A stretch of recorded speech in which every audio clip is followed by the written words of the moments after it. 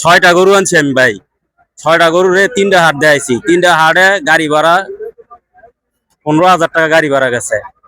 এখন সেই গরুগুলা 18,000, 20,000, 22,000 টাকা করে লস দিয়া গরুগুলি বেচছি। 5টা গরু বিক্রি করছি, আরেকটা গরুর কোনো গায়ে কি পাইতাছি না।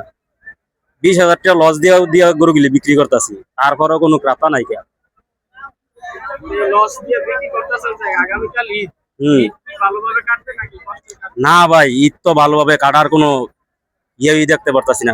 সে গরু বিক্রি করে লাভ করবো, এই যে 6টা গরু 5টা গরু বিক্রি করছি, 1 লক্ষ টাকা নাই কেন? 1 লক্ষ টাকার নাই, যদি লাভও হইতো 20-30 হাজার, পরিবার নিয়ে একটু আনন্দে ঈদ যাপন করতাম, কিন্তু এই এই আনন্দটা আর এখন নাই কে।